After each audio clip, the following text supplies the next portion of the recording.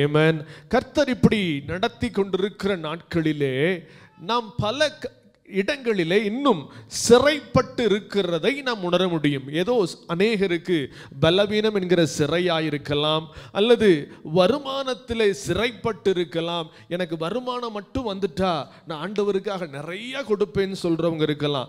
பலவீனம், இந்த ஒரே ஒரு பலவீனம் மட்டும் எனக்கு சரியாயிட்டா ஆமென் நான் ஆலயத்துக்கு ஓடி வந்துட்டே இருப்பேன்னு சொல்ற பலவிதமான காரியங்கள் இருக்கலாம். பலருக்கு குடும்பங்களிலே பெரிய சிறையிருப்பாய் இருக்கலாம். ரட்சிக்கப்படாத கணவனாய் இருக்கலாம், பிள்ளைகளாய் இருக்கலாம்.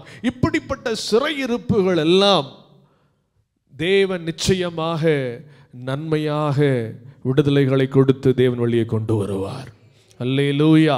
இன்றைக்கு நான் தலைப்பை இப்படியாக கொடுத்து உங்களோடு நான் பேச வாஞ்சிக்கிறேன். சிறையிருப்பில் மெய்யான விடுதலை. சிறையிருப்பில் மெய்யான விடுதலையை அனுபவிக்க நாம் என்ன செய்ய வேண்டும் என்பதை குறித்து இன்றைக்கு நான் உங்களோடு பேச வாஞ்சிக்கிறேன். ஏசாயா தீர்க்கதரிசன புஸ்தகம் 49ஆம் அதிகாரத்தின் 25ஆம் வசனத்தை நாம் வாசிப்போம். ஏசாயா தீர்க்கதரிசன புஸ்தகம் 49ஆம் அதிகாரத்தின் 25ஆம் வசனத்தை வாசிப்போம். என்றாலும் இதோ பராக்கிரமனால் சிறைப்படுத்தப்பட்டவர்களும் விடுவிக்கப்படுவார்கள், பலவந்தனால் கொள்ளையிடப்பட்டதும் விடுதலையாக்கப்படும். உன்னோடு வழக்காடுகிறவர்களோடு நான் வழக்காடி உன் பிள்ளைகளை ரட்சித்துக் கொள்ளுவேன். நன்றாய் கவனியுங்கள். அநேக காரியங்கள் நம்மை சிறைப்படுத்துகிற காரியம், நம்மளால மேற்கொள்ள முடியாத சில காரியங்கள் இருக்கும். நம்மளால வாய் திறக்க முடியாத இடங்கள், நம்மளால் செயல்பட முடியாத இடங்கள் எல்லாம். என்னால் என் பையன் கிட்ட பேசவே முடியாது, எல்லார்கிட்டையும் சுவிசேஷம் சொல்லிடுவேன், ஆனால் என் கணவன் கிட்ட என்ன பண்ண முடியாது, சொல்ல முடியாது. எல்லாருக்காக நான் ஜெபம் பண்ணிடுவேன், ஆனால் என் குடும்பத்தில் உள்ளவங்களுக்காக என்ன பண்ண முடியாது, ஜெபம் பண்ண முடியாது. இப்படி பலவிதமான சிறையிருப்புகள் இருக்கும். ஆனா வசனம் அழகா சொல்லுது, இதோ பராக்கிரமனால் சிறைப்படுத்தப்பட்டவர்களும் என்ன ஆவாங்களாம், விடுவிக்கப்படுவார்கள். எத்தனை பேர் விசுவாசிக்கிறீங்க?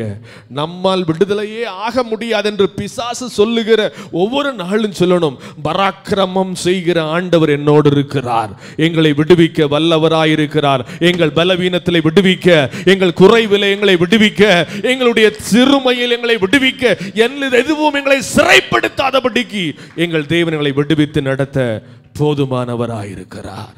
அல்லேலூயா. பல நேரங்களில் உலகம் நம்மை பார்த்து சிரிக்கலாம், ஆனால் இன்றைக்கு நான் சொல்லுகிறேன், இந்த வருடம் முடிவதற்கு முன்பதாக ஒரு மெய்யான விடுதலையை அனுபவிக்க தேவன் நம் குடும்பங்களுக்கு கிருபை செய்வார். ஏமன். எந்த பராக்கிரமமாய், மிகவும் பலம் நிறைந்தவனாய், நம்முடைய கடன் நம்மை காட்டிலும் மிகவும் நம்முடைய திராணிக்கும் மேலானதாய் இருக்கலாம். ஆனா நான் சொல்றேன், கர்த்தர் நன்மையானதை நம்முடைய வாழ்க்கையில செய்வார். அந்த வசனம் ரொம்ப அழகா சொல்லியிருக்கு, பலவந்தனால் கொள்ளையிடப்பட்டதும் விடுதலை ஆக்கப்படும். அல்லேலூயா. அநேகர் நம்முடைய ஆசீர்வாதங்களை தடை செய்து கொண்டிருக்கலாம், ஆனால் நான் தெளிவாக சொல்லுகிறேன், பலவந்தனால் கொள்ளையிடப்பட்டதும் விடுதலையாக்கப்படும். அல்லேலூயா. நம்முடைய ஆசீர்வாதத்தையே சிலர் ஸ்தோத்திரம் கொள்ளையடித்து வைத்திருக்கிற அனுபவங்களும் நமக்கு இருக்கலாம். ஒருவேளை நம்முடைய வீடா இருக்கலாம், நமக்கு வர சேர வேண்டிய ஒரு ஆசீர்வாதமா இருக்கலாம், ஒரு நன்மையா இருக்கலாம், அதையெல்லாம் அவர்கள் கொள்ளையாக வைத்து கொண்டிருந்தாலும் நமக்கு வந்து சேர வேண்டியதை கர்த்தர் சேர்த்திருப்பார். அல்லேலூயா. பாவத்தில் அடிமையாக்கப்பட்டிருக்கிற நம்முடைய பிள்ளைகள் பலவந்தனால் அவனுடைய ஆத்துமாவை கொள்ளையடித்து வைத்திருந்தாலும் அப்படிப்பட்ட பிள்ளைகளையும் கர்த்தர் ரட்சித்து, எந்த பலவந்தனாகிய பிசாசு அவர்களை கட்டி வைத்திருந்தாலும் கர்த்தர் அவர்களிடத்திலிருந்து நம்முடைய பிள்ளைகளை விடுவித்து கர்த்தர் கொண்டு வருவார். யாரும் மேற்கொள்ள முடியாதபடிக்கு பலவந்தனால் கொள்ளையிடப்பட்டதும் விடுதலை ஆக்கப்படும். அல்லேலூயா. ஆமென். ஸ்தோத்திரம். அநேக குடும்பங்கள் இல்லை நான் பார்க்கிற ஸ்தோத்திரம் கேள்விப்படுகிற அநேக காரியங்கள்ல இந்த மதுபானம் இருக்கு பாருங்க, இது எல்லா குடும்பத்திலையும் நிசாரமாக பெரிய தாக்கத்தை ஏற்படுத்தி கொண்டிருக்கிறது. நம்ம நல்லா ஜெபிக்கிறோம், உண்மைதாங்க. ஆனா நம்ம குடும்பத்தில் இன்னும் மதுபானம் என்கிற பிசாசு அநேகரை விட்டு வெளியேறாமல் தடுமாறி கொண்டிருக்கிறோம். நான் இதற்காக பாரத்தோடு ஜெபித்த போது கர்த்தர் சொன்னார், பலவந்தனால் கொள்ளையடிக்கப்பட்ட எல்லா ஆத்துமாவும் தேவனுடைய நாமத்தினால அது விடுவிக்கப்படும். ஆமென். அநேக குடும்பங்கள் நல்ல ஆவிக்குரியவங்க நம்ம நினைக்கிறோம், ஆனா இன்னும் மதுபானம் உள்ள இருக்கு, நம்ம சபைக்குள்ளேயும் இருக்கு. ஓ ஸ்தோத்திரம். ஓ அநேகம் தேவனுக்காக கொடுக்கலாம், ஆனா தேவனுக்கு கொடுக்கிறதுனால பரலோகத்துக்கு போக முடியாது. ஆலயத்தை கெடுத்து விட்டு, ஓ தேவன் தங்கும் ஆலயத்திலே தேவனை ஏமாற்றி விட்டு தேவனுக்கு கொடுப்பதினாலே பரலோகம் சென்று விடலாம் என்று கற்பனை செய்யக்கூடாது. தேவனுக்காக இந்த ஆலயத்தையும் பரிசுத்தமாய் காத்து கொண்டு ஓட கர்த்தர் கிருபை செய்வாராக. அல்லேலூயா. அதனால ஒவ்வொரு நாளும் அந்த பலவந்தம் செய்கிற அந்த பிசாசை நம்ம கட்டி ஜெபம் பண்ணணும். ஆண்டவரே, மதுபானத்தின் ஆவிகள் எங்க குடும்பத்தை விட்டு வெளியேறுவதாக, என் பிள்ளைகளை விட்டு வெளியேறுவதாக, என் சொந்தங்களை விட்டு வெளியேறுவதாக. எல்லாரும் இயேசு கிறிஸ்துவின் நாமத்தினாலே விடுவிக்கப்படுவார்களாக, விடுவிக்கப்படுவார்களாக. அது என் அண்ணனா இருக்கலாம், என் தம்பியா இருக்கலாம், என் சொந்தமா இருக்கலாம், என் கூட வேலை பார்க்கிறவனா இருக்கலாம். ஆனால் அவனை எல்லாரையும் இயேசு கிறிஸ்துவின் நாமத்தினால நாங்கள் விடுதலை ஆக்குகிறோம். உங்க ஜெபம் ஒரு பெரிய விடுதலையை கொண்டு வரணும். உங்க ஜெபம் இந்த இடத்துல பெரிய விடுதலையை கொண்டு வரணும், ஒரு அசைவை கொண்டு வர வேண்டும். ஆமென். இப்படிப்பட்ட ஆமென் ஸ்தோத்திரம். எவ்வளவு தான் பிசாசு எப்பயுமே பாருங்க நிறைய கொடுக்க வச்சிருவான். ஆண்டவருக்கு நிறைய கொடுக்க வைப்பான், ஆனா ஆராதிக்க விட மாட்டான், ஆலயத்தை கெடுத்துருவான். சரீரமாகி ஆலயத்தை அவன் கெடுத்து அவனை ஸ்தோத்திரம் நரகத்திற்கு தள்ளுவதற்கு தீவிரமாய் செயல்பட்டு கொண்டிருக்கிறான். ஆனால் அப்படிப்பட்ட ஜனங்களை நாம் விடுவிப்பதற்கு நாம் திறப்பிலே நின்றே ஆக வேண்டும். ஆமென். அல்லேலூயா. நம்ம இத்தனை வருஷம் கிறிஸ்தவங்களா இருந்துட்டு காரியமே இல்லைங்க. நம்ம இப்படிப்பட்ட மதுபான ஆவிகள் நம்முடைய ஜெபங்களின் மூலமாக வெளியேறணும். ஆமென். அப்படிப்பட்ட இருதயங்கள் தொடப்பட வேண்டும், அப்படிப்பட்ட இருதயங்கள் கரைய வேண்டும். பார்வோனின் இருதயம் போல வசனம் கேட்கும் போது மட்டும் நான் மனம் திரும்பிடுறேன் சொல்ற அநேகர் இன்றும் தங்களை தாங்களே வஞ்சித்துக் கொண்டிருக்கிறார்கள். ஆனால் அப்படிப்பட்ட பலவந்தர்களை ஓ ஸ்தோத்திரம் தேவன் விடுதலையாக்குவார். ஸ்தோத்திரம். அதுபோல அந்த வசனம் சொல்லுது, உன்னோட வழக்காடுகிறவர்களோட நான் வழக்காடி உன் பிள்ளைகளை ரட்சித்துக் கொள்ளுவேன். நல்லா கவனிங்க. அநேக நம்மோடு வழக்காடிக்கிட்டு இருக்க, நம்ம பிள்ளைகள் நம்ம கூட வழக்காடிக்கிட்டு இருக்கிறாங்க, வெளியே சொல்ல முடியல. ஆனா நான் சொல்றேன், நம்மோட வழக்காடுகிறவர்களோடு கர்த்தர் வழக்காடுவார். எத்தனை பேர் ஆமென் சொல்றீங்க?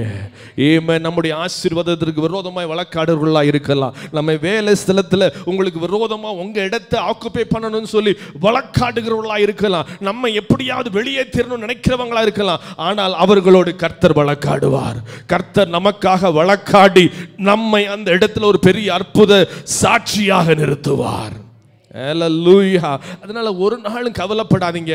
நீங்க ஆண்டவரோட ஜெபத்துல வழக்காடிக்கிட்டே இருங்க. ஆண்டவர் நமக்காக வழக்காடி வழக்காடி வழக்காடி எங்கெல்லாம் நம்முடைய ஓ ஸ்தோத்திரம் ஆசீர்வாதங்கள் மறைந்திருக்கிறதோ அங்கெல்லாம் கர்த்தர் பெரிய மாற்றங்களை கொண்டு வருவார். அல்லேலூயா. முதலாவது இப்படிப்பட்ட அற்புதங்கள் நடக்கணும்னு நல்லா கவனிங்க. நம்முடைய ஜெபங்கள் ஏன் கேட்கப்படவில்லை என்பதை நம்ம யோசிக்கணும். நம்ம ஜெபிக்கிறதுல நமக்கு குறவே கிடையாது. நல்லா கவனிங்க. நம்ம நல்லா ஜெபிக்கிறோம், ஆனா ஏன் என்னுடைய கணவன் ரட்சிக்கப்படல, ஏன் நான் யாருக்காக ஜெபிக்கிறேனோ ஏன் அவங்க இன்னும் மாறல?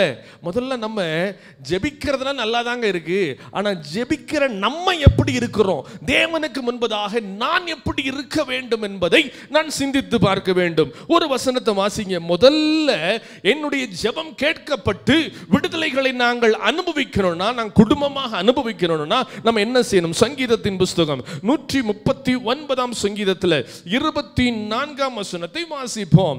139 24. வழக்காடுகளோடு கர்த்தர் நமக்காக வழக்காடணும். நம்ம என்ன செய்யணும்? வேதனை உண்டாக்கும் வழி என்னிடத்தில் உண்டோ என்று பார்த்து நித்திய வழியிலே என்னை நடத்தும். நன்றாய் கவனியுங்கள். வேதனை உண்டாக்கும் வழி இருக்கிறதா என்பதை நாம் நித்தமும் ஆராய்ந்து பார்த்து கொண்டே இருக்கணும். என்கிட்ட ஆண்டவரை வேதனைப்படுத்தக்கூடிய வழி இருக்கா? என் பேச்சு ஆண்டவரை வேதனைப்படுத்துதா? நான் ஆண்டவர் கொடுக்க வேண்டிய நேரத்தை கொடுக்கிறேனா? எங்கேயாவது ஆண்டவரை வேதனைப்படுத்துறேனா? பாருங்களேன், இப்போ நம்ம ஒரு பிள்ளை நல்ல மார்க் எடுக்கலன்னு வச்சுக்கோங்களேன், நம்ம டீச்சரை குறை சொல்லுவோம். ஆனால் டீச்சரை குறை சொல்றதுக்கு முன்னாடி எங்க குறை இருக்கும்னா அந்த பிள்ளை கிட்ட குறை இருக்கும். ஒன்று அந்த கொடுத்த ஹோம்ஒர்க்கை அது செய்யாமல் இருக்கும், இல்லை வீட்டில் வந்தே சொல்லாமல் இருக்கும், அதில் படிப்பில் ஆர்வமே இல்லாமல் இருக்கும். அதே போல தான் நம்ம ஜெபிச்சுக்கிட்டே இருக்கோம், வருஷ கணக்காக ஜெபிக்கிறோம். ஏன் என் பிள்ளை இன்னும் மாறலன்னா நம்ம கிட்ட ஆண்டவருக்கு வேதனை உண்டாக்கும் வழி என்கிட்ட இருக்குது. அதனால என் ஜெபம் முழுவதும் கர்த்தர் அங்கீகரிக்காமல் போகிறார். அதனால முதல்ல நல்லா கவனிங்க, ஒவ்வொரு நாளும் நான் ஜெபிக்கும் போது, ஆண்டவரே வேதனை உண்டாக்கும் வழி என்னிடத்தில் உண்டோ என்று பாரும். ஒவ்வொரு நாள் நம்ம ஜெபத்தில் ஆசீர்வாதத்தை தாரும், விடுதலையை தாரும், நன்மையை தாரும், வழக்காடர்களோட வழக்காடும், எல்லாம் நல்லது தான். ஆனால் அதற்கு முன்பதாக ஆண்டவரே வேதனை உண்டாக்கும் வழி என் குடும்பத்தில் இருக்கா என்று நீர் பாரும் அப்பா, நீர் பாரும். ஆண்டவரே குறைவுகளை எல்லாம் நீர் பார்க்கிறீர், அதே மாதிரி என் பாவத்தை நீர் பார்க்கிறீர். ஆண்டவரே உமக்கு பிரியமில்லாத கோபம் என்கிட்ட காணப்படலாம், உமக்கு பிரியமில்லாத ஸ்தோத்திரம் மனக்கசப்பு எனக்குள்ள காணப்படலாம். நான் கிறிஸ்தவன் சொல்லலாம், ஆனால் குணத்தில் ஸ்தோத்திரம் அநேக இடங்களில் சொல்லப்படுகிற ஒரே ஒரு காரியம் என்ன தெரியுமா? வசனம் நல்லா இருக்குதுங்க, ஆனால் என்ன இல்லைங்க, வாழ்க்கையில் கொஞ்சம் கூட இல்லைங்கன்ற சாட்சி தான் அநேக கிறிஸ்தவங்களுக்கு இருக்குது. ஆனால் நான் சொல்றேன், வேதனை உண்டாக்கும் வழி உண்டோ என்று எவன் ஒருவன் பார்க்கிறானோ அவனுக்காக தேவன் வழக்காடுவார். அவனுக்காக தேவன் இறங்கி அவனோடு இருந்து தேவன் செய்கிற காரியம் பயங்கரமாயிருக்கும். அல்லேலூயா. மெய்யான விடுதலைகளை நாம் அனுபவிக்க வேண்டுமே ஆனால் வேதனை உண்டாக்கும் வழி. நான் சொல்றேன், நிறைய பேருடைய பேச்சு மாறணும். இன்னும் ஆவிக்குரியவன் என்று சொல்லுகிறவருடைய பேச்சு மாற வேண்டும், அவனுடைய சிந்தை மாற வேண்டும். அநேகர் இன்னும் ஸ்தோத்திரம் வேஷமாகவே திரிகிறார்கள். இதான் பிரச்சனை. நிறைய இடத்துல ஆண்டவர் ஏன் ஜெபத்தை கேட்க மாட்டேங்கிறார் தெரியுமா? இன்னும் மனுஷன் எப்படி தெரியுமா சுத்துறான்? வேஷமாவே சுத்துறான். நல்லா கவனிங்க, ஆராதிக்க வர்றதுனால அவன் நல்லவனும், ஆராதிக்க வர்றவெல்லாம் கெட்டவனும் கிடையாது. நல்லா கவனிங்க, ஆராதனைக்கு வராம இருந்தும் நல்லவனா வாழ்றவன் இருக்கான், ஆனா ஆராதனைக்குள்ள வந்தும் கெட்டவனா இருக்கிறவன் நிறைய இருக்கிறான். ஆனா அதுதான் ரொம்ப முக்கியம். உள்ள வந்து மனம் திரும்பாம இருக்கிறவனுக்கு தான் அடிகள் ஜாஸ்தி. அதை நம்ம என்னைக்கு புரிஞ்சுக்கிறோமோ அன்னைக்கு புறஜாதியை ரட்சிக்கப்பட்டு சபைக்குள்ள வந்துடும். அல்லேலூயா. வேதனை உண்டாக்கும் வழி, வேதனை உண்டாக்கும் வழி. ஆமென். அநேக காரியங்கள், ஆமென், ஸ்தோத்திரம். ஆமாம், கடந்த வாரத்தில் என்னை பாதித்த ஒரு அநேக காரியங்கள் உண்டு. அதில் ஒன்று, ஆமென், ஊழியம் பார்க்கிறேன் என்று சொல்லி நம்மோடு சேர்ந்து ஊழியம் பார்க்கிற ஒருவன், ஆமென், ஸ்தோத்திரம். அதை பார்க்கும்போது எனக்கு உள்ளம் எல்லாம் கொதித்தது. நல்லா வொர்ஷிப் பண்ணுவான்னு சொன்னாங்க, நல்லா செய்தி கொடுப்பான்னு சொன்னாங்க, எல்லாம் நல்லதுங்க. ஆனால் அவன் வச்சிருக்கிற ஸ்டேட்டஸ் எல்லாம் சினிமா பாட்டு, அவன் பொண்டாட்டி வச்சிருக்கிற பாட்டெல்லாம் சினிமா பாட்டு, அவன் நிறைய கள்ளி கொடுக்கிறான். சபிக்கப்பட்டவன். நீங்க எப்படி வேணாலும் பயன்படுத்துங்க, எனக்கு பிரச்சனை இல்லை, யாரை வேணாலும் ஏமாத்தலாம். ஆனால் இன்னும் அவன் ஃபேஸ்புக் ஆண்டவருக்கு பரிசுத்தமா இல்லை, அவன் வாட்ஸ்அப் ஆண்டவருக்கு பரிசுத்தமா இல்லை. ஏன் அநேகர் பார்க்கிற அதுலயே உன்னால பரிசுத்தத்தை காட்ட முடியலையே, நீ முன்னால நின்று என்ன செய்தி கொடுத்து யார் மனம் மாறுவா? நோ நோ நோ நோ, அது நடக்காது. முதல்ல நீ மாறணும். ஸ்தோத்திரம். அதுதான் வேதனை உண்டாக்கும் வழி என்னிடத்தில் உண்டோ என்று பார்த்து. ஆமென். எனக்கு தெரியும், அவனுடைய மனைவி அப்படியே ஜோம் பண்ணான்னா அந்நிய பாஷையில மட்டும்தான் நிரம்புவா. ஸ்தோத்திரம். அல்லேலூயா. அந்நிய பாஷையிலே தான் ஜோம் பண்ணுவா. நீ என்ன பாஷையில ஜோம் பண்ணாலும் மாற்றம் வராது, நீ சபிக்கப்பட்டே இருப்பாய். முதல்ல நல்லா கவனிங்க. எப்படி யார் மேலாலும் வேஷம் போட்டுக்கிட்டே இருக்கலாம், வேஷம் போடுறது ஆமா ஏத்துக்கிறவங்க நம்பிக்கிட்டே இருக்கலாம். ஆனா வேதனை உண்டாக்கும் வழி தேவனை எவ்வளவு வேதனை உண்டாக்கும். எங்க என் நினைவுகளை அவர் எங்க இருந்து பார்க்கிறாராம்? தூரத்திலிருந்து பார்க்கிறார். என் நினைவையே தூரத்திலிருந்து பார்க்கிறாருன்னா என் யூடியூப்பை பார்க்க மாட்டாரா, என் ஃபேஸ்புக்கை பார்க்க மாட்டாரா? எல்லாத்தையும் பார்ப்பாரு. நீ ஆமா இடையில பார்த்து நீ சினிமா பாட்டு கேட்கிற பாரு, அதையும் பார்க்கிறாரு. எனக்கு டைம் ரொம்ப தலைவலியா இருக்குன்னு பார்க்கிற பாரு, எல்லாம் ஆண்டவரை வேதனை உண்டாக்கும் வழி. அந்த வேதனை உண்டாக்கும் வழி என்னைக்கு என்னை விட்டு வெளியே போகிறதோ அன்னைக்கு தான் கர்த்தர் எனக்காக செயல்படுவார், எனக்காக வழக்காடுவார், எனக்காக யுத்தம் பண்ணுவார். நல்ல கவனிங்க, நம்ம ஜெபத்திற்கு பதில் வரணும் இல்லைங்க. நம்ம இத்தனை நாளா ஜெபம் பண்றோம். இப்போ என்கிட்ட ஒரு ஸ்டூடெண்ட் படிக்கவே இல்லைன்னா நம்ம என்ன சொல்லுவோம்? நீ தாண்டா மக்கு. கடைசியில் டீச்சர் நம்ம போயிட்டு 1000 முறை டீச்சரை கம்ப்ளைண்ட் பண்ணிட்டு வந்தாலும் நம்ம பையன் என்ன பண்ணணும்? முதல்ல அவன் கொஞ்சமாவது புக்கை திறந்து படிக்கணும் இல்லைங்க. எக்ஸாம் நாளைக்குன்னா அந்த புள்ள படிக்கணும். அப்போ நம்ம முதல்ல ப்ரேயர் பண்ணுற நம்ம முதல்ல என்ன பண்ணணும்? ஆண்டவரே என் பிள்ளைய ரட்சியும். அவன் நல்லா ஆமாம் நம்ம இன்னைக்கெல்லாம் ஜோம்புறோம், அவனுக்கு கூட தண்ணி அடிச்சுட்டு வருவான். ஆனால் நான் சொல்கிறேன், அவன் மாறணும்னா முதல்ல என் சுபாவம் மாறணும். ஏன்னா ஆண்டவரை மாதிரி மாறணும். வேதனை உண்டாக்கும்படி என்னிடத்தில் உண்டோ? வேதனை உண்டாக்கும்படி என்னிடத்தில் உண்டோ? என் கணவன் ரட்சிக்கப்பட முடியாதபடிக்கு வேதனை உண்டாக்கும்படி என்னிடத்தில் உண்டோ? என் சபை இன்னும் தேவனுக்கு பரிசுத்தமாய் மாற வேண்டுமோ? தேவனுக்கு உண்மையாய் மாற வேண்டுமோ என்பதை நான் ஒரு நாள் யோசிக்கணுங்க. நம்ம மாறாத வர நம்ம ஜெபத்தில் ஒரு மாற்றமே வராது. நம்ம ஜெபத்தில் மாற்றம் வரணுமா? ஆண்டவரே நான் சொல்றேன், அந்த ரங்கத்தில் பார்க்கிற பிதா எப்படி பண்ணுவாராம்? வெளியரங்கமா நமக்கு என்ன பண்ணுவாரு? அப்போ அவர் எதை தான் பார்த்துக்கிட்டு இருக்கிறாரு? வெளி வேஷமாக போடுறதெல்லாம் அவர் பார்க்க மாட்டார். ஆமாம், சபையில் வந்து நின்று முழங்கால் போட்டு நிற்கிறது, அந்நிய பாஷை பேசுறதெல்லாம் பார்க்க மாட்டார். அந்த ரங்கத்தில் பொய் பேசுறியா? அந்த ரங்கத்தில் ஆண்டவரை ஏமாத்திக்கிட்டு இருக்கிறியா? அந்த ரங்கத்தில் தேவனுக்கு பிரியமில்லாததை செய்து கொண்டு இருக்கிறாயா என்பதை தான் தேவன் கவனித்து பார்க்கிறார். வெளியில் போடுற வேஷத்தை அவருக்கு தெரியும். ஆமாம், மனுஷனோ முகத்தை பார்க்கிறான், தேவனோ எதை பார்க்கிறாரு? இருதயத்தை பார்க்கிறார். அப்ப இருதயத்தை பார்க்கிறவர் என்னுடைய அந்தரங்கத்தையும் பார்த்து கொண்டிருக்கிறார், என் தனிமையை பார்த்து கொண்டிருக்கிறார். யாரும் இல்லாத போது நான் எப்படி தேவனுக்கு முன்பதாக என்னை காத்துக் கொள்கிறேன் என்பதையும் அவர் பார்த்து கொண்டிருக்கிறார். அதனால ஒவ்வொரு நாளும் சொல்லணும், ஆண்டவரே வேதனை உண்டாக்கும்படி என்கிட்ட இருக்காப்பா, முதல்ல என்ன மாற்றும் அப்பா, என்னை பலிபீடத்தில் நான் என்ன சமர்ப்பிக்கிறேன் அப்பா, என் குடும்பத்தில் ஒரு மாற்றம் வரணுமா, நான் மாறணும் ஆண்டவரே, என்னிடத்தில் இருக்கிறவ குறைவுகளை கர்த்தாவே எடுத்து போடும். ஒவ்வொரு நாளும் சொல்லுங்க, எழுமனே சொல்லுங்க, மாற்றம் வரணும்னா வேதனை உண்டாக்கும்படி என்னிடத்தில் உண்டோ என்று பார்த்து நித்திய வழியிலே என்னை நடத்தும். முதல்லங்க வேதனை, ஆண்டவரை வேதனைப்படுத்துற வழி. இங்க பாருங்களேன், ஒருத்தரை கஷ்டப்படுத்திட்டு அவர்கிட்ட இருந்து நம்ம காசு வாங்க நினைச்சு நடக்குமா? நீங்க பாருங்களேன், உங்க சூப்பர்வைசரா இருக்கலாம், அவரை நீங்க ரொம்ப கஷ்டப்படுத்திட்டு இன்கிரிமெண்ட் கேட்டா தருவாரா? தரமாட்டாரு. ஏன்னா அவங்க கஷ்டப்படுத்திக்கிட்டே இருக்கிறோம். அப்ப கஷ்டப்படுத்துறவரை எனக்கு வராதுன்னு, அதே மாதிரி ஆண்டவரை கஷ்டப்படுத்துறவர் ஆண்டவர் எனக்கு என்ன பண்ண மாட்டாரு? சிலதை தருவாரு, சம்பளத்தை தருவாரு. ஆமா, உனக்கு சம்பளம் 8000 அதுக்கு மேல ஒரு படி போய் உனக்கு தேவையான ஒரு உயர்வை தரணும்னு என்ன பண்ண மாட்டாரு? ஏன்னா நீ தான் வேலையை பார்க்க மாட்டேங்கிறிய, அவர் பிரியமாவே இருக்க மாட்டேங்கிறிய. அதே மாதிரி நம்முடைய வாழ்க்கையில வேதனை உண்டாக்கி கொண்டு கர்த்தர் இடத்துல விடுதலையா கேட்டோம்னா டெய்லி தேவைகளை அன்று சந்திச்சுட்டு இருப்பார். ஆனால் ரட்சிக்கப்படாத ஒரு கணவன் ரட்சிக்கப்படணும்னா முதல்ல என்கிட்ட என்ன இருக்கணும்? வேதனை உண்டாக்கும் வழி என்னை விட்டு மாறணும். கர்த்தரை வேதனைப்படுத்துகிற காரியம் முதலாவது பிரதானமாக என்னை விட்டு மாறும்போது தான் கர்த்தர் பெரிய காரியங்களை செய்வார். இரண்டாவது, வேதனை உண்டாக்கும் வழி என்னை விட்டு மாற வேண்டும். இரண்டாவது எனக்குள்ள இருக்க வேண்டிய அடுத்த சிந்தனை என்னன்னா, திருப்பிக்கங்க, 1 பேதுருவின் புஸ்தகம் 1ஆம் அதிகாரம் 15ஆம் வசனத்தை வாசிப்போம். 1 பேதுருவின் புஸ்தகம் 1 பேதுரு 1ஆம் அதிகாரம் அதன் 15ஆம் வசனம் இப்படியாக சொல்லப்பட்டிருக்கிறது: உங்களை அழைத்தவர் பரிசுத்தராய் இருக்கிறது போல நீங்களும் உங்கள் நடக்கைகள் எல்லாவற்றிலேயும் பரிசுத்தராயிருங்கள். நல்ல கவனிங்க, நம்மளை அழைத்தவர் யார்? பரிசுத்தர். சேனைகளின் தேவனாகிய கர்த்தர் பரிசுத்தர், பரிசுத்தர், பரிசுத்தர். ஆமா, ஸ்தோத்திரம். ஆமா, ஆசீர்வாத டிவி ஆன் பண்ண உடனே இதை கேட்டாலே தலை வலிச்சிரும். எப்ப பாரு இதை தான் சொல்லிக்கிட்டே இருப்பாங்க.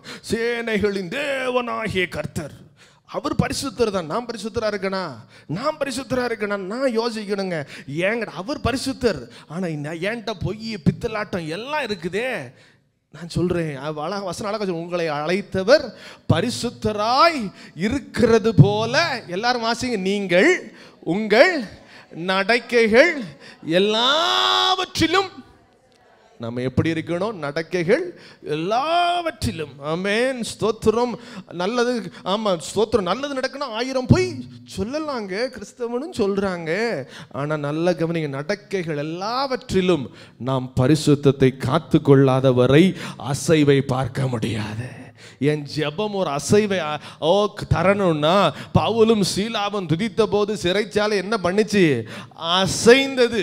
பேதுரு சிறைச்சாலையில கட்டப்பட்டிருந்த போது தூதன் இறங்கி வந்தான். ஏன் தெரியுமா? அவங்க எல்லாற்றிலும் பரிசுத்தமாய் தங்களை காத்து கொண்டார்கள். நம்மை அழைத்தவர் பரிசுத்தர். அல்லேலூயா.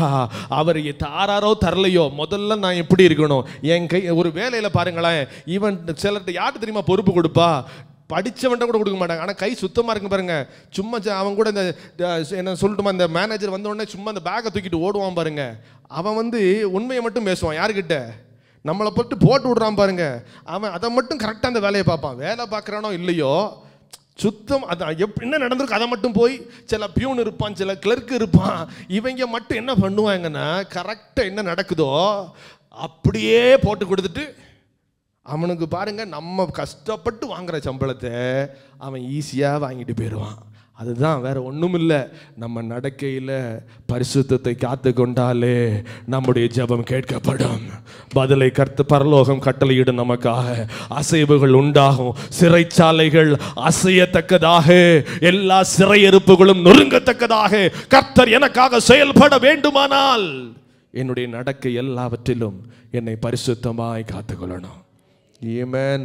4 பேர் பார்க்குறாங்கன்றதுக்காக பரிசுத்தம் கிடையாதுங்க. நல்ல ட்ரெஸ் பண்ணிட்டா பரிசுத்தம் கிடையாதுங்க. நான் முதல்ல சொல்றேன், அந்த ரங்கத்தில் பார்க்கிற உன் பிதா உன்னை எப்படி ஆசீர்வதிப்பாரா? அந்த ரங்கத்தில் பார்க்கிற பிதா. நான் திருப்பி சொல்லுவேன், அந்த ரங்கத்தில் பார்க்கிற பிதா. யாரும் இல்லாத போது, ஆமென், யாரும் என்னை கவனிக்காத போது, யாரும் என்னை கண்காணிக்காத போது நான் கர்த்தருக்கு முன்பதாக எவ்வளவு பரிசுத்தம் உள்ளவனாய் என்னை நான் காத்து கொள்ளுகிறேன் என்பதை தான் கர்த்தர் பார்த்து கொண்டிருக்கிறார். அதனால ஒவ்வொரு நாளும் சொல்லுங்க, ஆண்டவரே என் நடக்கை எல்லாவற்றிலும் பரிசுத்தம் என்று எழுதும். என் நடக்கை எல்லாவற்றிலும் கர்த்தாவே நீர் பரிசுத்தம் என்று எழுதும். ஆமென். நீங்கள் உங்கள் நடக்கைகள் எல்லாவற்றிலும் பரிசுத்தராயிருங்கள், பரிசுத்தராயிருங்கள், பரிசுத்தராயிருங்கள். ஆமா, ஒவ்வொரு நாள் ஆண்டவரே நான் பரிசுத்தமாயிருக்கணும். நீர் பரிசுத்தர் தான். ஆனா பரிசுத்தரை ஆராதிக்கிறேன்னா பரிசுத்தமாய் என்னை காத்துக்கொள்ளணும். வேதனை உண்டாக்கும்படி என்னிடத்தில் காணப்படக்கூடாது. வேதனை உண்டாக்கும்படி என்னிடத்தில் இருக்கக்கூடாது. என்னுடைய தனிமையில் யாரும் பார்க்காத போது நான் எப்படி என்னுடைய பரிசுத்தத்தை காத்து கொள்ளுகிறேன்? நீர் வரும்போது பரிசுத்த மனவாட்டியாய் உம்மை மனவாளனை எதிர்கொள்வது ரொம்ப கடினமாக போயிடும். அதனால தான் உங்களை அழைத்தவர், நம்மளை அழைச்சவர் யாரு? சேனைகளின் தேவனாகிய கர்த்தர் பரிசுத்தர். அவர் பரிசுத்தராய் இருக்கிறது போல நீங்கள் உங்கள் நடக்கைகள் எல்லாவற்றிலும், என் பேச்சில் பரிசுத்தம், என்னுடைய ஆராதிக்கிறதுல பரிசுத்தம், கொடுக்கிறதுல பரிசுத்தம், எல்லாத்துலேயும் பரிசுத்தம் இருக்கணுங்க. என் பேச்சு முதல்ல நான் திருப்பி சொல்கிறேன், ஆமாம், சிலருக்கு கெட்ட வார்த்தை தாராளமாக வரும். அது முதல்ல அந்த பிசாசு வெளியே போகணும். இந்த கெட்ட வார்த்தை பேசுகிற பிசாசு முதல்ல துதித்திலும் சபித்திலும் ஒரே வாயிலிருந்து சொல்லுங்க, ஆமாம், புறப்படக்கூடாது. நமக்கு வசனம் நல்லா தெரியும், சோத்துறோம். ஆனால் என்னதான் வரும், மொத்த கோவப்பட்டுட்டாலே நல்ல அந்நிய பாஷை பேசுகிறவங்க கூட கெட்ட வார்த்தை பேசிக்கிட்டே சுற்றுவான், சொத்துறோம். ஆனால் நான் சொல்கிறேன், கெட்ட வார்த்தை வெளியே போகணும். ஒரு ஆமேன்னு சொல்லுங்க. அல்லேலூயா. இதுதான் ரொம்ப முக்கியம். வார்த்தையில் முதல்ல கெட்ட வார்த்தை போகணும், பொய் போகணும், ஸ்தோத்திரம், ரகசிய பாவம் போகணும். ஆமேன். உலக கவர்ச்சி, சிற்றின்பங்கள் எல்லாம் என்னை விட்டு வெளியே போகணும். என் நடக்கை எல்லாவற்றிலும் என்னை நான் பரிசுத்தமாக பாதுகாக்கணும். ஆண்டவரே என் நடக்கை எல்லாவற்றிலும், நான் எங்கே நடந்து போனாலும், நான் கல்யாண வீட்டுக்கு போனாலும் சரி, சாவு வீட்டுக்கு போனாலும் சரி, என்னுடைய காது குத்தா இருந்தாலும் சரி, பரிசுத்தம், பரிசுத்தம், பரிசுத்தம், பரிசுத்தம். எல்லா இடத்துலையும் பரிசுத்தம். எல்லா சொந்தக்காரங்களா இருக்காங்க, எப்படி முடியாதுன்னு சொல்றது? பிசாசு நமக்குள்ள தந்திரமா வந்துடுவான். அதனாலதான் உங்கள் நடக்கைகள் எல்லாவற்றிலும் எப்படி இருக்கணும்? பரிசுத்தமாக இருக்கணும். நல்லா கவனிங்க. இன்னும் நம்ம கல்யாண வீட்டில் சோத்திரம், நிறைய கல்யாண வீடு இருக்குது, நிறைய கல்யாணம் நடக்குது. சோத்திரம் இன்னும் பாஸ்டர் வரும்போது மட்டும் பாடுற பாட்டு சின்ன நல்ல பாட்டாக இருக்குது, அதுக்கப்புறம் ஃபுல்லாக சினிமா பாட்டாக இருக்குது, குத்து விளக்கு ஏறுது. ஸ்தோத்திரம் எல்லாம் பாக்கில் இருந்து எல்லாம் வெத்தலையிலிருந்து எல்லாமே இருக்குது. ஸ்தோத்திரம் பாஸ்டர் இந்த பக்கம் மறைஞ்சோடனே எல்லாம் உள்ளே வந்துடுது. இது எல்லாம் மாறணும். அப்போ தான் ஜெபம் என்ன ஆகும்? கேட்கப்படும். அந்த ரங்கத்தில் பார்க்கிற பிதா. அவர் எங்கே பார்க்கிற பிதா? ஆமாம், வெளியரங்கத்தில் நீ கைகூப்பி முக்காடு போட்ட உடனே கர்த்தர் இறங்கி வந்துட மாட்டார். No no no no, not because of you giving. ஒரு 500 ரூபா கொடுக்கறதுனால கர்த்தர் ஏமாந்து நான் ஆசீர்வதிச்சிட மாட்டாரு. ஆமென், ஸ்தோத்திரம். ஏமாந்து நாங்கள் பாஸ்டர் வேணா உங்களை பிளஸ் பண்ணலாம், ஆனால் பிளஸ்ஸிங் உண்மையில் அங்கேருந்து வரணும். அங்கேருந்து வரணும்னா முதல்ல என் நடக்கையில் எப்படி இருக்கணுங்க? பரிசுத்தமாக இருக்கணும். ஆமென். என் ஃபோன் ஆண்டவருக்கு பரிசுத்தம், என் நடக்கை ஆண்டவருக்கு பரிசுத்தம், என்னுடைய வாய் ஆண்டவருக்கு பரிசுத்தம். நான் ஒன்றும் என்னால் ரொம்ப நேரம் ஜெபிக்க முடியலன்னா பரவாயில்லைங்க, என் நடக்க பரிசுத்தமாக இருந்துட்டாலே கர்த்தர் எனக்காக இறங்குவார். ஏமன். முதல்ல நல்லா கவனிங்க, 2 பேர் ஜோம் பண்ண போனாங்க. ஒருத்தன் சொன்னான், நான் வாரத்தில் 2 நாள் உபவாசிக்கிறேன், நிறைய காணிக்க கொடுக்குறேன். அவனை ஆண்டவர் பெருசாக பேசலை. ஆனால் ஆயக்காரன் தூரத்தில் நின்று என்ன சொன்னானா, தன் கண்களையும் ஏறெடுக்க துணியாமல் அவன் தன் மார்பல் அடிச்சுக்கிட்டு சொன்னானா, பாவியாகிய எங்க அந்த ஒரு ஜெபம் போதுங்க. ஆண்டவரே நான் பாவி, என் மேலே எப்படி இருக்கும்? அவன் பரிசுத்தத்துக்காக வைராக்கியம் காட்டின போது கர்த்தர் அவனுடைய எல்லா நெருக்கத்தையும் மாத்தினார். அவனால் சபைக்கு உள்ள வரக்கூட அவனுக்கு விருப்பம் இல்லை. ஆனால் ஒன்னே ஒன்று, ஆண்டவரே நான் பாவி அப்பா, என் மேலே கிருபையாயிரும். பரிசுத்தமாக உண்மையாக ஜோம் பண்ணான். உள்ளே இருந்து உண்மையாக ஜோம் பண்ணல, ஆனால் வெளியே இருந்து உண்மையாக ஜோம் பண்ணிட்டு போகிறான் பாருங்க. நான் எப்பயுமே யோசிப்பேங்க, இந்த உள்ளே வந்து சும்மா ஏமாத்திட்டு போகிறத விட வெளியே நின்று பயபக்தியாக ஒருத்தன் சிலுவை போட்டு போவான் பார்த்துருக்கீங்களா? எந்த சர்ச்சை பார்த்தாலும் அவனுக்கு ஒரு பயபக்தி வருது பாருங்க, அவனை கூட கர்த்தர் கேட்டுருவார். ஆனால் உள்ளே வந்து நான் வாரத்தில் 2 முறை உபவாசிக்கிறேன், செவ்வாய்க்கிழமை உபவாசம், வெள்ளிக்கிழமை உபவாசம், ஞாயிற்றுக்கிழமையான உபவாசம் சொல்லி சொல்லி சொல்லி சொல்லி பரிசுத்தமே இல்லாமல் போயிடக்கூடாது. அல்லேலூயா, அல்லேலூயா. ஒவ்வொரு நாளும் சொல்கிறேன், ஆண்டவரே பாவியாகி என் மேலே கிருபையாயிரும். ஆண்டவரே என்னால் ஆமென் பாவியாகி என் மேலே கிருபையாயிரும். சொல்ல சொல்ல சொல்ல கிருபை பெருகிட்டே இருக்கும். நிச்சயமா ஆண்டவர் சிறையிருப்பை மாற்றுவார்.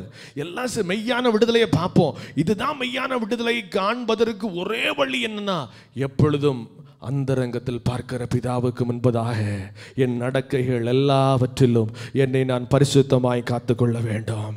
ஆமென். நான் எங்க யாரும் பார்க்காத இடத்துல நான் நின்று வேலை பார்த்தாலும், என் சபை இல்லாத இடத்துல நான் வேலை பார்த்தாலும், எங்கே யாரும் இல்லாத இடத்துல நான் அலங்கரித்து கொண்டு போனாலும் கர்த்தருக்கு பரிசுத்தம், கர்த்தருக்கு பரிசுத்தம். அது கல்யாண வீடாக இருந்தாலும் வேஷம், நிறைய பேர் வேஷங்க. ஆமென். எல்லார்கிட்டையும் வேஷங்க. அது வேஷம் போடுகிற ஒருவனையும் கர்த்தர் அங்கீகரிக்கவே மாட்டார். எல்லாம் ஒரு நாள் வெளியே வரும். ஆனால் நான் சொல்கிறேன், கர்த்தருடைய கிருபை இருக்கிற இடத்துல ஆசீர்வாதம் தானா வரும்.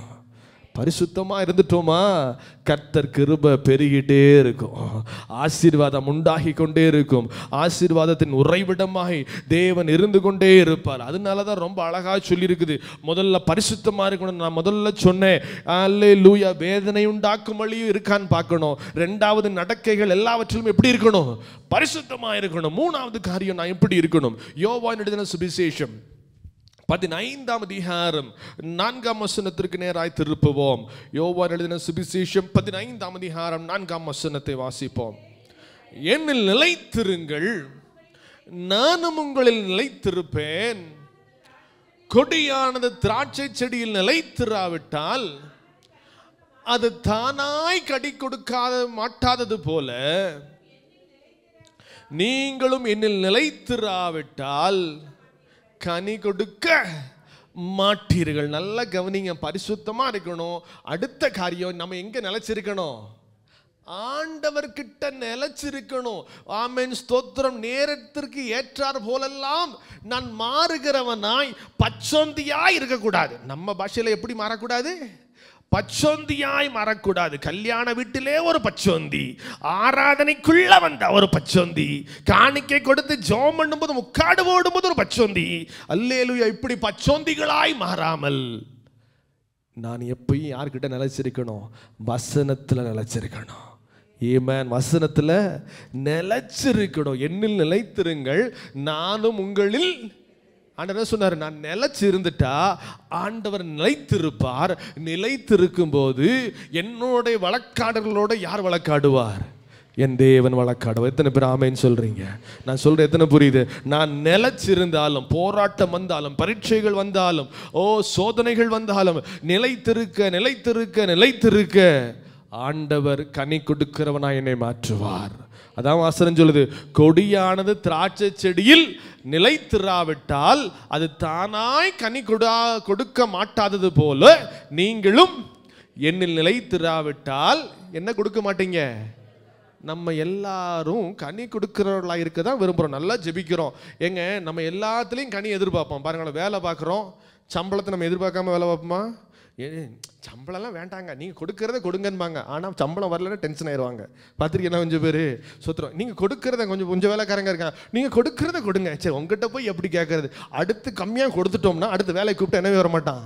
அவன் வரலனாலே தெரிஞ்சுக்கணும் இவனுக்கு என்ன பத்தலை, சம்பளம் பத்தலைன்னு தெரிஞ்சுக்கணும். இதே மாதிரி தான் கொஞ்சம் பேர், இதே மாதிரி தான் நம்முடைய ஆவிக்குரிய வாழ்க்கையிலையும் ஆண்டவர் நம்மளா கனி கொடுக்க முடியாதான். ஆனால் ஸ்தோத்திரம், நம்ம யார்கிட்ட நிலைச்சிருந்தா நம்ம கனி கொடுப்போம். கர்த்தரிடத்தில் நிலைச்சிருந்தா. நல்லா கவனிங்க. அப்போ நம்ம பலன் வரலன்னு வச்சுக்கலாம். பாருங்க, எல்லாத்துக்கும் நம்ம பலன் எதிர்பார்க்கும். ஆனால் ஜெபத்தில் மட்டும் சில ஜெபத்துக்கு பதிலே வராமல் இருக்கும். நம்ம இன்னைக்கே யோசித்து பார்த்துருக்கோம், ஏன் பதில் வரலன்னு யோசிப்போமா? நடக்கலன்னு மட்டும்தான் சொல்லுவோம். அவரை திருத்தவே முடியாதுன்னு சொல்லுவோம் ஒன்று. இல்லை, என் பிள்ளை அவங்க கூட மனுஷன் பேச முடியாதுன்னு சொல்லுவோம். இந்த கடன் ரொம்ப பெரிய கடன் சொல்லுவோம். ஆனால் ஏன் நம்ம என்னைக்கே யோசித்துருக்கோமா? நம்ம என்ன ஐயா அது நடக்கலைங்க, ஜோபம் பண்ணி பார்த்துட்டேன், நம்ம அதை பற்றி மட்டும் பிசாசு என்னவே பண்ண விட மாட்டான். ஏன் நடக்கலான்னு யோசிக்க வச்சிருக்கானா? என்னைக்காவது விடவே மாட்டான். என்ன சொல்லுவோம்? அவனை திருத்தவே முடியாது, அவன் கூட மனுஷன் பேச முடியாது, இது இவ்வளோ பெரிய கடன்.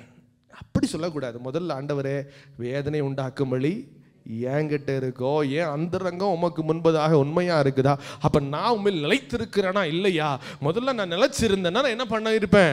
கனி கொடுத்திருப்பேன். வசனத்துல நிலைச்சிருந்தா, ஜெபத்துல நிலைச்சிருந்தா, பரிசுத்தத்துல நிலைச்சிருந்தா என்ன கொடுத்திருக்கணும்?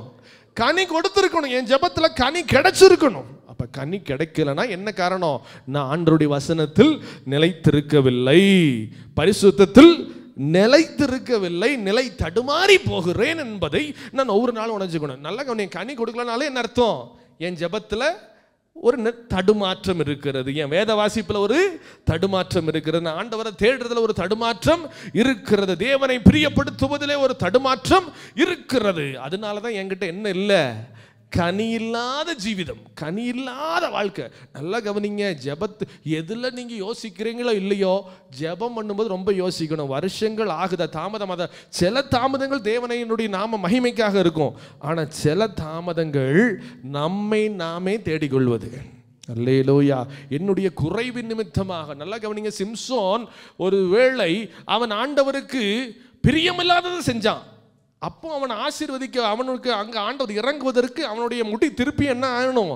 அவன் நஸ்ரய விரதத்தில் இருந்தான். அப்போ அவன் திருப்பியும் முடி வளர்ந்த பிறகு வர அவனுடைய ஜெபம் என்ன பண்ணலை? கேட்கப்படவே இல்லை. இப்போ வேடிக்கை பொருளாக நிற்கிறான். இப்போ என்ன சொல்கிறான்? ஆண்டவரே எனக்கு கேளணுன்னா என்ன பண்ணுறாரு? அவர் பாவத்தெல்லாம் பார்க்கல. இவன் ஆண்டவருக்கு முன்பாக திருப்பியும் உடைக்கப்பட்ட போது தன்னுடைய அந்த தாமதம் அவனா தேடிக்கிட்டது. அவன் ஒழுங்காக இருந்தாலும் அவன் என்ன பண்ணியிருக்கவே மாட்டான், அவனை பிடிச்சிருக்கவே மாட்டாங்க. அவன் தன்னுடைய எல்லா ரகசியங்களையும் அந்தரங்களையும் ஃபுல்லாக திறந்து சொல்லிட்டான். அந்தரங்கத்தை சொல்லாமல் இருந்திருந்தான் அவனுக்கு என்ன இல்லை? சிறை கிடையாது. அது நல்லா கவனிச்சுங்க. தாமதத்திற்கு நாமே காரணமாகி விடக்கூடாது. அதுதான் சொல்கிறேன். சிறையிருப்புகளுக்கு நாமே காரணமாகி விடக்கூடாது. தாமதங்களுக்கு நாமே காரணமாகி விட. நம்ம எப்பயும் நிலைச்சிருந்துட்டோமா, நிச்சயமாக கனி கொடுக்கிறவர்களாக கர்த்தர் நம்மை மாற்றுவார். அடுத்ததாக கனி கொடுக்கிறோம்னா நம்ம அடுத்து செய்யணும்னா நம்ம என்ன செய்யணும்னா, அடுத்து எபேசியர்களின் நிருபம் 5ஆம் அதிகாரம், எபேசியர் 5ஆம் அதிகாரத்தில் 14ஆம் வசனத்தை வாசிங்களேன். நம்ம விடுதலை அனுபவிக்கிறோம். என்ன செய்யணும்? ஆதலால் தூங்குகிற நீ விழித்து மரித்தோரை விட்டு எழுந்திரி, கிறிஸ்து உன்னை பிரகாசிப்பார் என்று சொல்லி இருக்கிறார். முதல்ல நம்ம பிசாசு நம்மளை சில நேரத்தில் என்ன பண்ணிடுவான்னா, டீப் ஸ்லீப்பை கொடுத்துருவான். என்ன பண்ணிடுவான்? சில நேரத்தில் நம்மளுக்கு பதிலே கிடைக்காது, நம்ம சோர்ந்து போயிடுவோம். நம்ம எதுக்காக ஜோமன் ஆரம்பித்தோம்ன்றதே நம்ம என்ன பண்ணிடுவோம், கொஞ்ச நாளில் மறக்கடிச்சிருவான். நம்ம எதுக்காக ஜோம் பண்ணிட்டு, நல்லா கவனிங்களேன், கொஞ்ச நாள் ஜோம் பண்ணிக்கிட்டே வச்சுக்கோங்களேன், நம்ம எதுக்கு ஜோம் பண்ணுறோம்ன்ற அந்த மெயின் பர்பஸையே பிசாசு என்ன பண்ணிடுவான், என் பிள்ளைக்கு தான் ஜோம் பண்ணுறான், அவன் தான் திருந்தவே மாட்டானே, தெரிஞ்சுக்கிட்டே ஜோம் பண்ண தான் பாருங்க. ஸ்தோத்திரம். எனக்கு தெரியும் ஜபைக்கே வரமாட்டாம்னு, இருந்தாலும் ஜோம் பண்ணிக்கங்க. அவர்கிட்ட என்னத்தை வாய் கொடுப்பேன், சரி ஜோம் பண்ணுறது ஜோம் பண்ணிட்டு போயிடட்டும், இப்படியே சொல்லிக்கிட்டு இருக்கும்போது நல்லா கவனிங்க, நம்ம தேவனுடைய சமூகத்தில் பதில் கிடைக்கணும்னா ரொம்ப முக்கியமாக நம்ம யோசிக்க வேண்டியது, தூங்குகிற நீ விழித்து மரித்தோரை விட்டு. நம்மளை பிசாசு என்ன பண்ணிடுவான், நம்ம எதுக்காக ஜோம் பண்ணுறதையே மறக்கடிச்சிடும். அதனால என்ன பண்ணணும், நம்ம விழித்து எழும்பி பார்க்கணும், ஆண்டவரை ஏன் எனக்கு இன்னும் பதில் தரலை. அதான் வசனம் அழகாக சொல்லுது, நம்ம எழுந்திருச்சிட்டோம்னாலே நமக்கு என்ன கிடைக்குமா, கிறிஸ்து உங்களிலிருந்து பிரகாசிப்பார். என்ன சொன்னாரு, கிறிஸ்து நம்ம வாழ்க்கையிலிருந்து பிரகாசிக்க ஆரம்பிப்பார். ஆனால் நம்ம என்ன பண்ணிட்டு இருக்கோம், பிசாசு நம்மளை தூங்க வச்சுட்டான். ஏன், அவர் வார்த்தையில் நிலைச்சிருக்குல்ல, பரிசுத்தமாக நம்மை காத்துக்கொள்ளவில்லை. ஆனால் அதனால மெய்யான விடுதலை இல்லாமல் நம்ம என்ன பண்ணிட்டோம், ஆமென் ஸ்தோத்திரம், தூங்கி கொண்டிருக்கிறோம். அதனால தான் முதல்ல வசனம் சொல்லுது, தூங்குகிற நீ விழித்து மரித்தோரை விட்டு. நம்மளும் எல்லாரும் மாதிரி மாறிட்டோம். நடக்காது நடக்காது. பிசாசு பல என்ன சொல்லிடும், நடக்காது, உன் கனவை நான் ரட்சிக்கப்படவே முடியாது. இப்படி நம்ம என்ன சொல்ல, நம்மளும் ஒரு மற்றவங்களாம் சொல்லும்போது நம்ம கொஞ்ச நாள் சொல்லுவோம், இல்லை இல்லை கண்டிப்பாக சபைக்கு வந்துடுவார், கண்டிப்பாக சபைக்கு வந்துடுவார். ஒரு 4 வருஷம் சொல்லுவோம். அப்புறம் என்ன சொல்லுவோம், இல்லை சிஸ்டர் அதெல்லாம் நானும் ரொம்ப நாள் ஜோம் பண்ணி பார்த்துட்டேன், நான் சொல்லாத இடம் கிடையாது.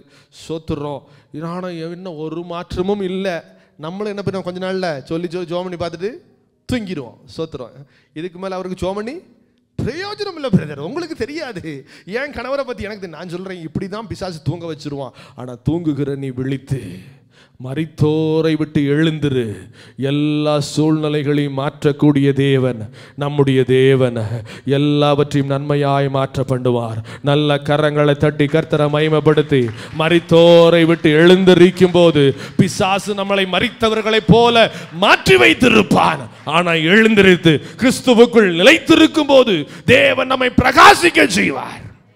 ஏமேன். அந்த பிரகாசம் இருக்கின்றது, நம்ம ஜெபத்தில் ஒரு பிரகாசம் இருக்கின்றதையே பிசாசு மறக்கடிச்சிருவான். ஆனால் நான் ஒவ்வொரு நாளும் சொல்கிறேன், நம்மை பிரகாசிக்க செய்ய வேண்டும் என்பதே தேவனுடைய விருப்பம். நம்ம ஜெபிக்க ஜெபிக்க ஜெபிக்க அங்கே பிரகாசம் உண்டாகிட்டே இருக்கணும். அங்கே இருள் அதிகமாகுதா, நம்ம ஆண்டவரை விட்டு நிலைத்திராமல் இருக்கிறோம் என்பதை உணர்ந்து கொண்டு மீண்டும் வசனத்தில் நிலைத்திருந்து உண்மையாய் அதே பாரத்தோடு, நம்ம ஆதியில் அதே பாரத்தோடு ஜோம் பண்ணோம் பாருங்க, அதே பாரம் காணப்படணும். கொஞ்ச நாள்ல அப்படியே என்னத்தங்க ஜோம் பண்ணிட்டு சும்மா கடமைக்காக ஜோம் பண்ணுறது ஆயிரும். கொஞ்ச நாள் பாருங்களேன், ஒரு ஜெபத்துக்கு பதில் கிடைக்கலன்னு வச்சுக்கோங்களேன், நம்ம என்ன ஆயிடுவோம், சரி அந்த ஜெபத்தோட எல்லா ஜெபத்தோட ஒரு 10-15 லிஸ்ட் வச்சுருப்போம். இந்த காரியம் அந்த காரியம், அக்காக்காக பிள்ளைக்காக தம்பிக்காக எல்லாம் ஜோம் பண்ணி கடைசியில் வந்து நடக்காத விஷயம் கடைசி லிஸ்ட்டில் ஒன்று வரும். சோத்திரம். இதுக்காகவும் கழுதிய ஜோம் பண்ணிடுவோம். ஜெபம் தானே, சோத்திரம் சொல்கிறத சொல்லி போடுவோம், நடந்தா நடக்கட்டும் இப்படின்னு பிசாசு கொண்டு. அதனால தான் ஆண்டவர் சொல்றாரு, மரித்தோரை விட்டு எழுந்துரு. நம்ம எப்பயும் விசுவாசிக்கணும், நாங்கள் ஆராதிக்கிற தேவன் எங்களை தப்புவிக்க வல்லவர். நாங்கள் எங்களோட வழக்காடுகளோடு என் தேவன் வழக்காட வல்லவராயிருக்கிறார். ஏமன். அவர் வழக்காடினால் எல்லாம் பிரகாசமாய் மாறும். அதனால இருள் வந்துடவே கூடாது. பிசாசு ஆமென் மரித்தோரை விட்டு எழுந்துருன்னா என்னது, இருளை விட்டு நம்ம என்ன பண்ணணும், கொஞ்ச நாள் நல்லா பாருங்க, நல்ல பிரகாசமாக ஜோம் பண்ணுவாங்க. கொஞ்ச நாள் நடக்கலன்னு வச்சுக்கலாம், ஒரு இருள் நம்மளையே. ஆனால் நம்ம நல்லா ஜெபிக்கிறவங்களாவே நம்ம வெளியே காட்டுவோம். ஆனால் என்ன நடக்கும், உள்ள வந்துடும், இருள் உள்ள இருக்கும். இந்த இருள் வெளியே போகணும்னா நம்ம முதல்ல எழுந்திருக்கணும். எங்கே தப்பு பண்ணியிருக்கிறோம், எதனால் ஆண்டவர் பதில் கொடுக்கல என்பதை யோசிக்க ஆரம்பிச்சிட்டோம்னாலே கிறிஸ்து உன்னை பிரகாசிக்க பண்ணுவார். ஆமென். கிறிஸ்து என்னை பிரகாசிக்க பண்ணுவார். எத்தனை பேர் ஆமென் சொல்றீங்க? கிறிஸ்து என் பிள்ளைகளை பிரகாசிக்க பண்ணுவார், என் கணவனை பிரகாசிக்க பண்ணுவார், எங்க ஊழியங்களில் கர்த்தர் எங்களை பிரகாசிக்க பண்ணுவார். எத்தனை பேர் நல்ல கரங்களை உயர்த்தி சொல்லுங்க, ஆமென். கிறிஸ்து எங்களை பிரகாசிக்க பண்ணுவார். ஆமென். எங்களோட வழக்காடுகளோட கர்த்தர் வழக்காடுவார். ஏமேன். நிச்சயமாக கர்த்தர் எங்களை பிரகாசிக்க பண்ணுவார். பரிபூர்ணமாக விசுவாசிங்க. எங்க பிள்ளைகளை கர்த்தர் பிரகாசிக்க பண்ணுவார், எங்க கணவனை கர்த்தர் பிரகாசிக்க பண்ணுவார், என் மருமக்களை கர்த்தர் பிரகாசிக்க பண்ணுவார். அவருடைய வெளிச்சம் அவர்களுக்குள்ள இறங்கி வரும். ஒவ்வொரு நாளும் சொல்ல, ஆண்டவரே நீர் பிரகாசிக்க செய்ய வல்லவராயிருக்கிறீர், என் குடும்பத்தை உமக்காக பிரகாசிக்க செய்ய நீர் வல்லவராயிருக்கிறீர். ஆமென். பிசாசு இருளை விதைக்கும் போதெல்லாம் சொல்லணும், என் தேவன் என்னை பிரகாசிக்க செய்ய வல்லவராயிருக்கிறார்.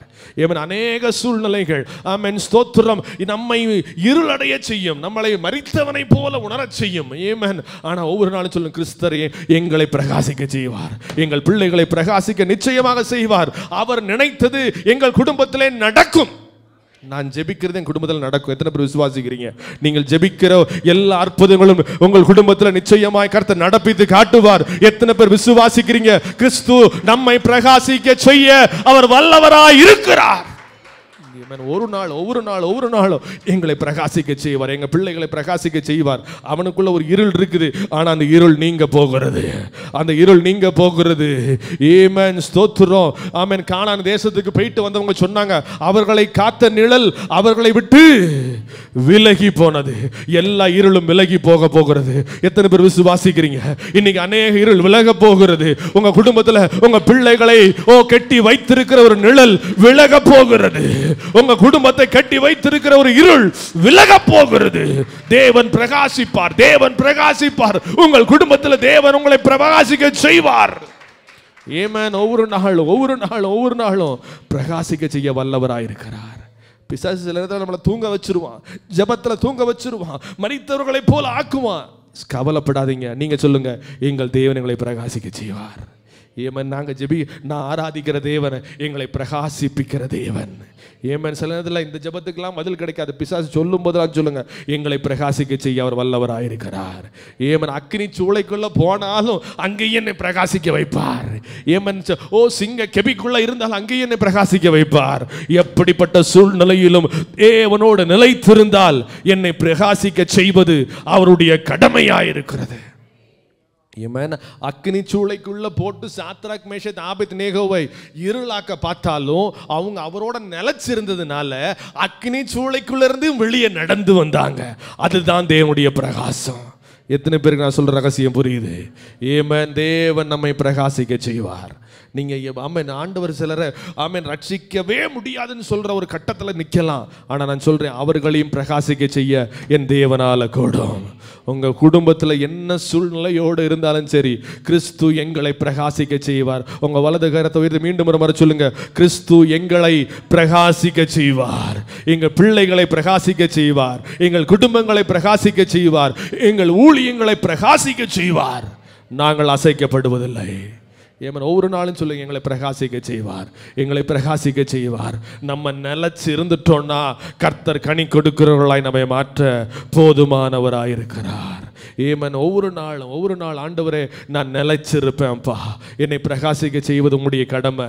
நிலைச்சு இருந்தோம், ஒரு மரம் நிலைச்சு இருந்ததுன்னா நிச்சயமா கனி கொடுக்கும். அதே போல நம்மளும் நிலைச்சு இருந்தோம்னா அற்புதங்களை காண கர்த்தர் கிருபை செய்வார், விடுதலைகளை காண கர்த்தர் கிருபை செய்வார். ஆமென். வழிகளை திறந்து வழிகளை காட்ட அவர் போதுமானவராய் நம்மோடு இருப்பார். ஒவ்வொரு நாளும் ஏமன் தேவன் இப்படி பிரகாசிக்க செய்கிற தேவன், பிரகாசிக்க செய்கிற தேவன். மரித்தோரை விட்டு எழுந்திருக்கும் போது அடுத்து நடக்கிற ஒரு காரியம் என்ன தெரியுமா? கர்த்தர் நம்மை விடுவிக்க போதுமானவராய் இருப்பார். யோவான் எழுதின சுவிசேஷம் 8ஆம் அதிகாரத்திற்கு நேராய் திருப்புவோம். யோவான் எழுதின சுவிசேஷம் 8ஆம் அதிகாரம் 36ஆம் வசனத்தை நாம் வாசிப்போம். கிறிஸ்து நம்மை பிரகாசிக்க செய்வார் என்கிற விசுவாசம் வரும்போது என்ன நடக்கும்?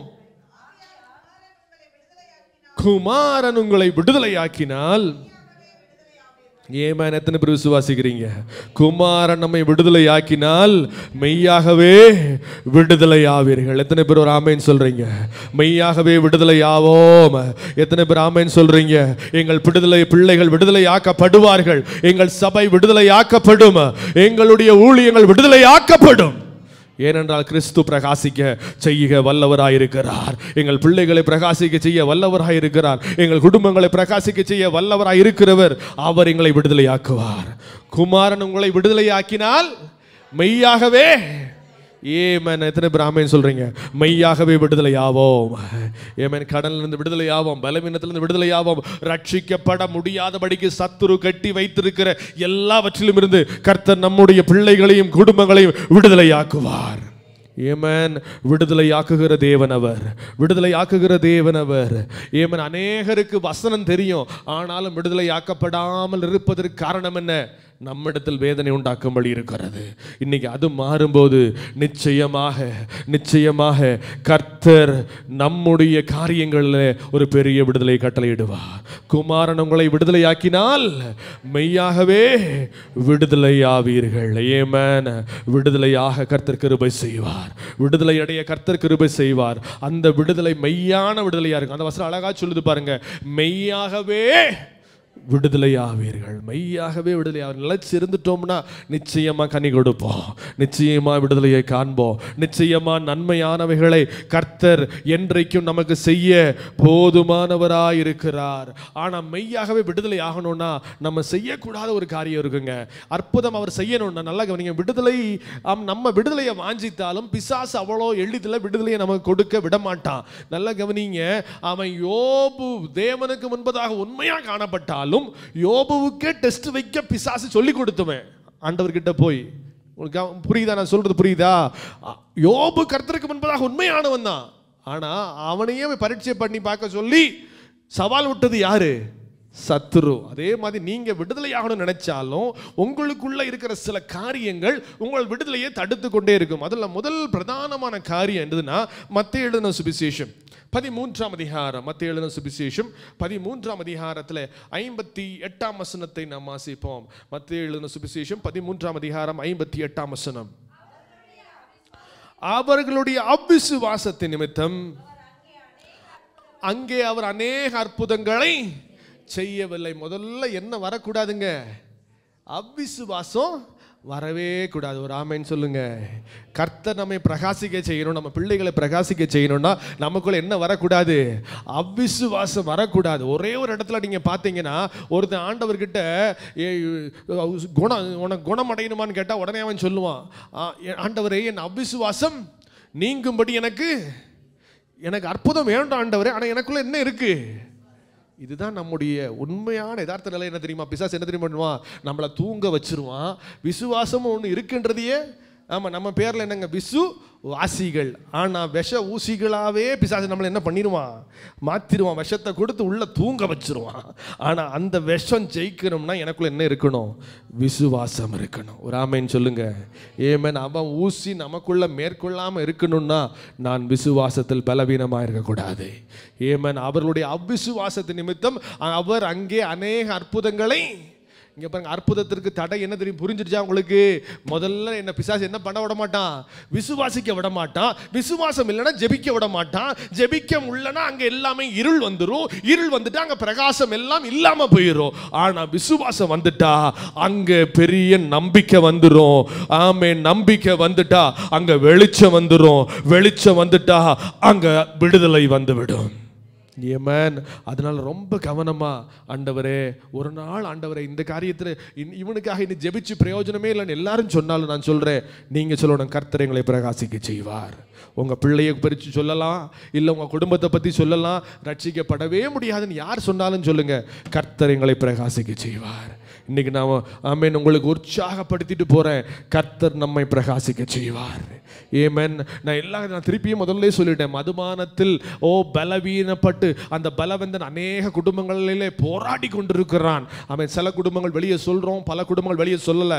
ஆனால் அப்படிப்பட்ட காரியங்கள் இருந்து கர்த்தர் ஒரு பெரிய விடுதலையை கட்டளையிட போகிறார்.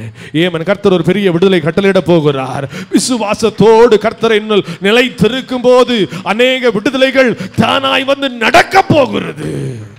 அற்புதங்களை அனுபவிக்க போகிறோம். அற்புதங்களை அனுபவிக்க போகிறோம். கர்த்தர் நம்ம குடும்பத்தையும் பிரகாசிக்க செய்ய அவர் போதுமானவராய் இருக்கிறார். ஏமேன். உங்க பிள்ளையை கர்த்தர் பிரகாசிக்க செய்வார். உங்க பேர பிள்ளைகளை கர்த்தர் பிரகாசிக்க செய்வார். உங்கள் கணவனை கர்த்தர் பிரகாசிக்க செய்வார். இந்த மதுபானம் என்கிற பலவந்தனை நாம் கட்டி ஜெயம் எடுக்க கர்த்தர் நமக்கு கிருபை கொடுப்பார். அதனால ஒவ்வொரு நாளும் அவிசுவாசம் மட்டும் வந்துடவே கூடாதுங்க. என்ன யார் சொல்லலாம், உன் பிள்ளைலாம் நரகத்துக்கு தான் எழுதி வச்சுட்டாங்கன்னு சொல்லி கூட சொல்லலாமே. கவலைப்படாதீங்க. நீங்கள் சொல்லுங்கள், கர்த்தர் எங்கள் பிள்ளைகளை பிரகாசிக்க செய்வார். ஏன் எத்தனை பேர் விசுவாசிக்கிறீங்க?